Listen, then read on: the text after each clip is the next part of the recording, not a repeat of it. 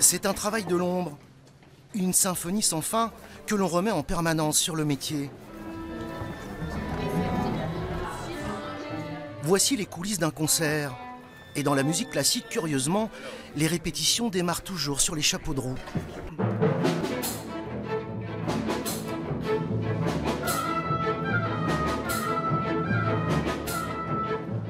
Jean-François Verdier dirige l'orchestre Victor Hugo depuis 2010.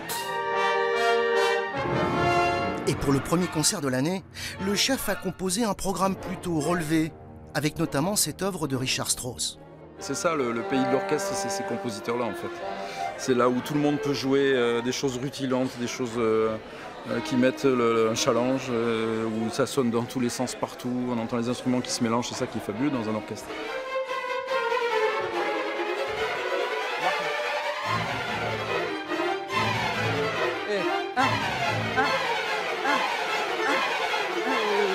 Voilà, il faut accélérer jusque-là. Et yam pam pam tempo. Ok. Merci, merci. Ça c'est le pur son de Strauss. C'est-à-dire il y a des voix dans tous les sens. On peut même pas savoir qui joue quoi. Et si tout le monde joue piano comme ça, est très précis, c'est là que ça prend le sens de tout ce qu'il a écrit. Le voilà Richard Strauss, en 1949, peu avant sa mort. Il fut le dernier grand compositeur romantique. Et sa danse des 7 voiles que joue l'orchestre résume bien l'œuvre de ce géant de la musique allemande. Et un, et...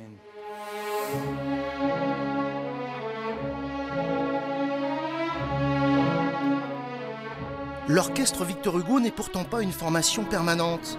Les musiciens, tous professionnels, se retrouvent pour une série de concerts puis se séparent. Beaucoup vivent dans la région, mais d'autres, comme ces violonistes, viennent de Lyon ou de Paris. Et la musique de Strauss, elles la connaissent bien.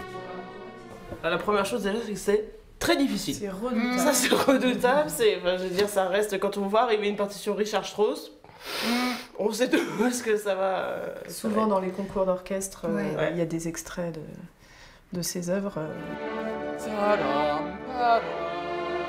Le chef dirige la phalange. Mais dans l'orchestre, ces violonistes peuvent compter sur l'aide d'un autre musicien, lui, le premier violon de l'orchestre. Et son rôle est étonnant.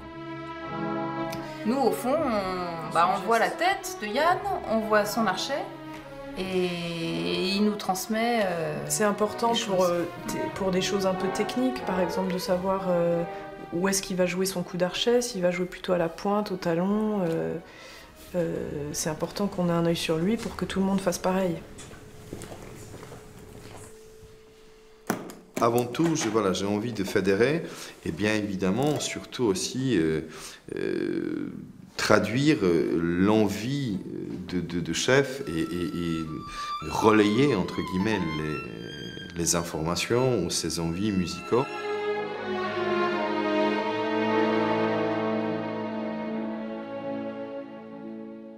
C'est des pièces avec une énorme virtuosité, vous allez entendre ça, où l'orchestre devient un instrument presque à part entière, mais avec des musiciens qui jouent des parties tellement difficiles que c'est presque ensorcelant. Les musiciens ont 72 heures pour déjouer les pièges de la partition de Strauss. Le rôle du chef est essentiel. Mais justement, la musique que l'on va entendre le soir du concert, ne serait-ce pas aussi un peu la sienne ?